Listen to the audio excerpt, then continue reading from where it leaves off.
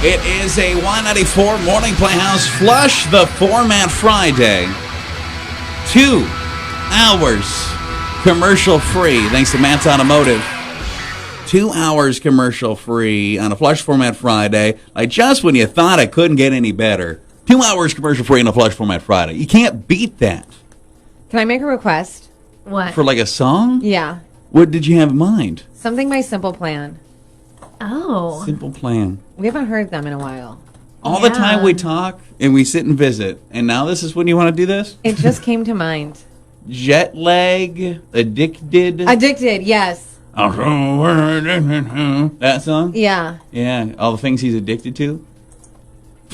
It's Whatever to happened you. to that? I'm with you. I feel where you're going with it. 2 hours commercial free on this Flush the Format Friday. A cash call soon for somebody that's texted them cash codes. So keep an eye on your phone. Celebrity Sizzler on the way as well. And, of course, the Love Dash. Doctor, give me the news. I got a bad case of loving you.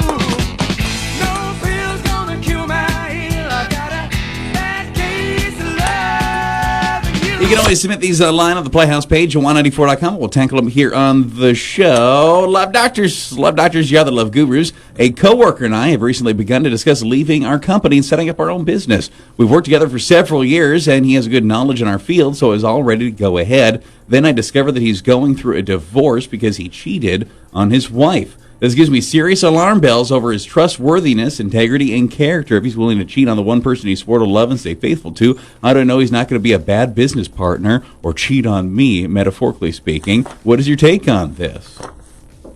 Can cheaters be good business partners? Yeah, that's like, I do think you can trust him. I think you probably know him. I am sure that you have built, obviously, a relationship with him.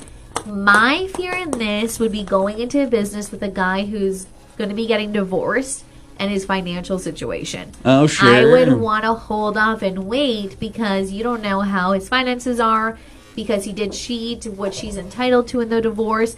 I think for money's sake, I would give it more time.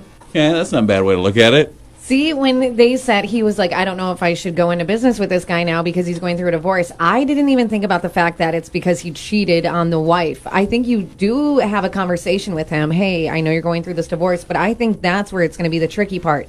He's going through a divorce the same time you guys are trying to start your own business. Both things are going to be extremely stressful. Yeah. Is it going to be too much? Can you put your business on hold for a little bit? Maybe take a step back and let him deal with the divorce first? Yeah, I think you both have pretty good points there. I would say I do think that people are maybe that are sketchy in their personal relationships could still be good businessmen. Look at Bill Gates. Didn't we just find out he was into all kinds of kinky stuff too? Yeah. That guy's got millions of dollars. You could be so lucky as to be Bill Gates. We had no idea. Yeah, he was into all kinds of weird stuff. Love Doctors.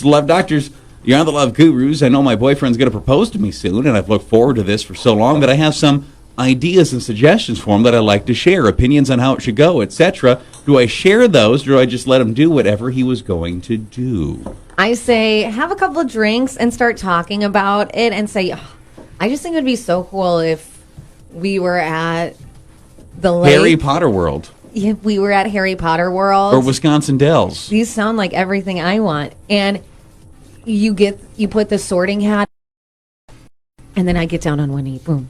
Oh, What? wait, you're going to propose No, to your I boyfriend? meant to say it was him doing it. Wearing a sorting hat. Has your boyfriend even seen Harry Potter?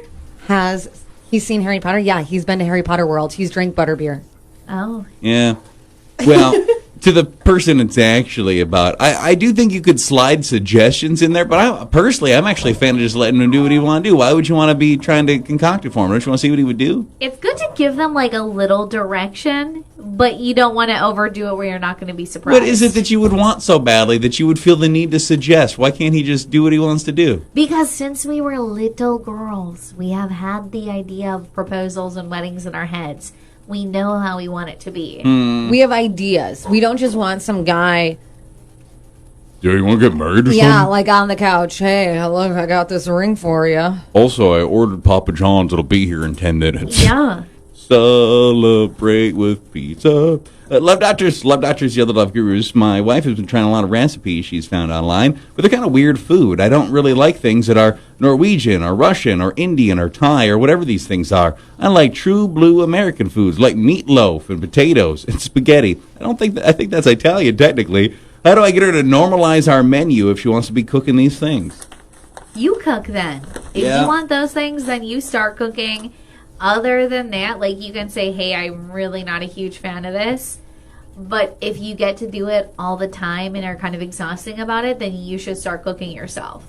I think people don't realize it's kind of stressful to come up with what's for dinner, thinking about what to make. At least it's stressful. Yeah, for me. nobody's ever done with that circle before, So, I'm well, sure. That's why I think if he suggests to her, hey, how about on Monday could you make some meatloaf? I've really been craving it or something like that.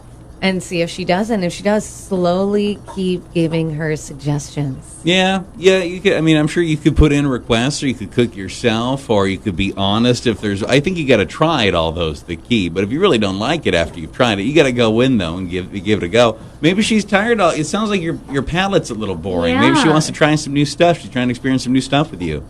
Like, nobody wants to eat meatloaf all the time. I would agree, but I'm currently now so hungry for meatloaf. You guys, meatloaf? Just the Kinda conversation. sucky. No, it's I not. agree. Meatloaf is delicious. You put ketchup on it on top? You can. Sure, you can. I would do anything for some meatloaf. I would do absolutely anything for some meatloaf. Oh, God, I just love meatloaf so hard. The food and the musician. Wait for it. I can do for meatloaf. You guys, Meatloaf had a heart attack like a year ago. We should be really enjoying him because, not going to be around much Don't get me longer. wrong. I could eat some meatloaf right now. I don't know. I think if you're in that situation and you're like craving meatloaf when your wife is making these fantastic things, you should make yourself a big pan of meatloaf on a Monday and eat meatloaf yourself one slice a day for a week. I'm sure, though, if The you plan. told your wife you don't like it, I think she'll honestly be fine with it. She knows who you are as a person, that you probably have bland taste buds. She's not going to be shocked. More importantly, where can I get meatloaf at 8:30 in the morning? Doctor, give me the news. I got a